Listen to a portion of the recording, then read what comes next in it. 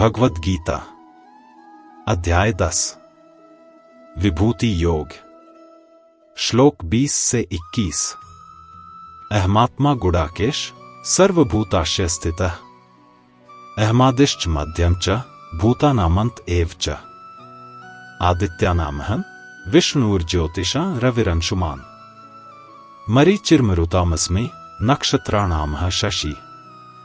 श्री कृष्ण बोले, हे गुडाकेश अर्जुन, मैं ही सभी प्राणियों के हृदय में स्थित आत्मा हूं। मैं ही सबका आरंभ हूं, मैं ही मध्य हूं और मैं ही सबका अंत हूं। आदित्यों में मैं विष्णु हूं, प्रकाश देने वालों में मैं तेजस्वी सूर्य हूं, वायु देवताओं में मैं मरीचि हूं और नक्षत्रों में मैं चंद्रमा हूं। यहां श्री कृष्ण यह नहीं कहते कि मैं केवल मंदिरों में हूं या किसी दूर के स्वर्ग में रहता हूं। वे सीधे अर्जुन से कहते हैं, मैं तुम्हारे भीतर हूं। हर प्राणी के हृदय में वही आत्मा है जो सब कुछ देखती है, जो सुख और दुख में भी बनी रहती है और जो शरीर बदलने पर भी नष्ट नहीं होती। जब श्री कृष्ण कहते हैं कि मैं आदि, मध्य और अंत हूं, तो वे यह बताते हैं कि जीवन के हर चरण में वही एक चेतना लगातार उपस्थित रहती है। बचपन, जवानी, बुढ़ापा और मृत्यु, सबके पीछे वही शक्ति काम कर रही है। यह श्लोक ईश्वर और भक्त के बीच की दूरी को पूरी तरह मिटा देता है। ईश्वर कहीं बाहर नहीं है, वह सबसे पास है, हमारे अपने भीतर। श्री कृष्ण को याद करने के लिए संसार छोड़ना जरूरी नहीं, बस अपने मन को शांत करके भीतर की ओर देखना जरूरी है।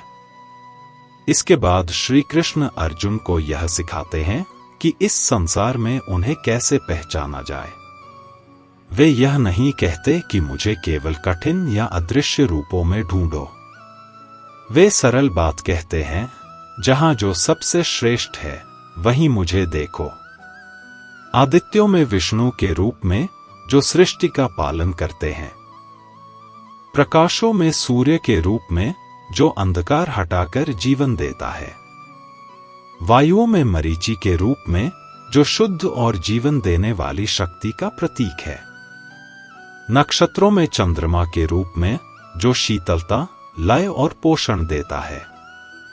श्री कृष्ण यह नहीं कह रहे कि वे केवल इन्हीं रूपों तक सीमित हैं, बल्कि यह समझा रहे हैं कि जहां भी श्रेष्ठता, सुंदरता और शक्ति दिखाई दे, वहां ईश्वर को पहचानो। जब भी तुम्हें अंधकार हटाने वाला प्रकाश दिखे, जीवन को आगे बढ़ाने वाली शक्ति महसूस हो या मन को शांति देने वाला सौंदर्य दिखाई दे, तब समझ लेना कि वहां श्री कृष्ण की उपस्थिति झलक रही है।